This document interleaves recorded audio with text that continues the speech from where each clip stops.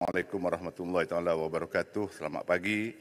Sungai Besar meminta Perdana Menteri menyatakan justifikasi cadangan kepada pencarum agar membuat pinjaman bank dengan cagaran wang KWSP dan berapa kadar faedah yang akan dikenakan kepada pencarum yang layak dipertimbangkan untuk skim ini. Terima kasih, Tuan Yang Pertua. Silakan Yang Berhormat Perdana Menteri.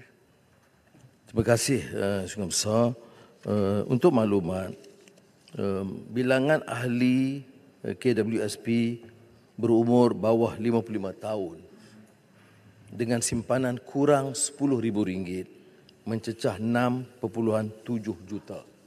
Dan majoriti, kalau kita tengok rekod, adalah di kalangan Melayu Bumiputera yang dapat secara median purata RM4,937 sahaja yang tinggal dalam simpanan.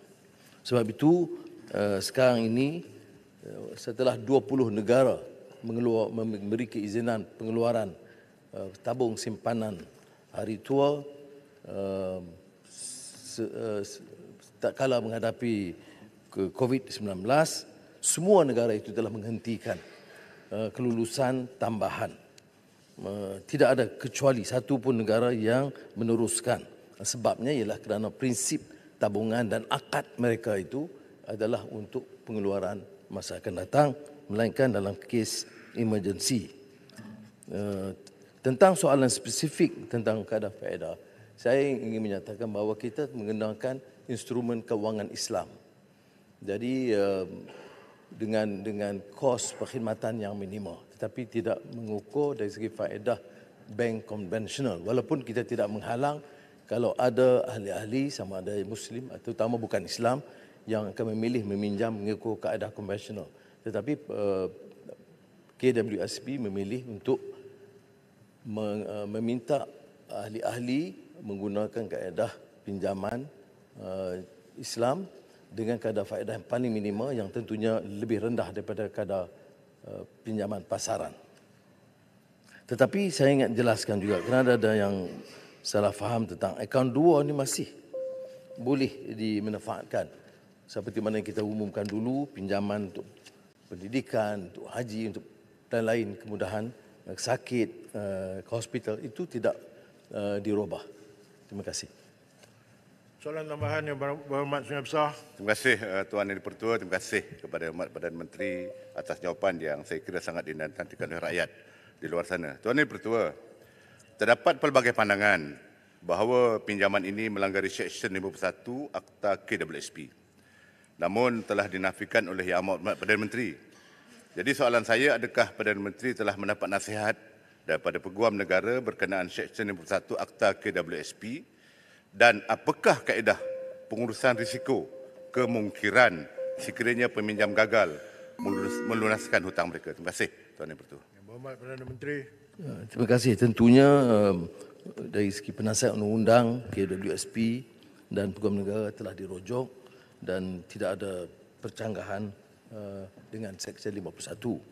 Walau bagaimanapun dari sudut jaminan kepentingan peminjam itu dipelihara. Umpamanya tidak ada dividen akan diteruskan walaupun dia beri cagaran umpamanya RM50,000 itu sebagai pinjaman, tetapi dividen itu akan diberikan sepenuh ikut kumpulan asal, jadi tidak dipotong.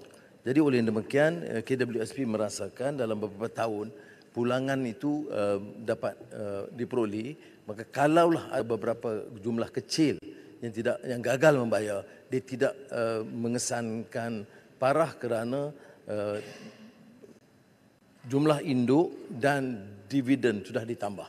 Dari potongan mungkin dari sudut dividen. Jadi risiko itu bagi, kalau faham saya, sangat minima. Soalan tambahan Yang Berhormat Pasir Gudang. Terima kasih Tuan Yang Pertua.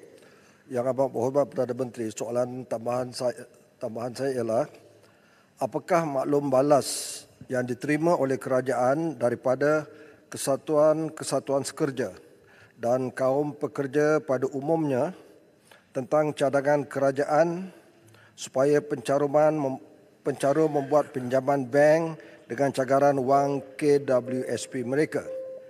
adakah mereka bersetuju atau tidak bersetuju? Terima kasih. Yang berhormat Perdana Menteri. Saya terima beberapa pandangan dan ada pertemuan dengan KSP, Timbalan Menteri dan juga saya secara berasingan.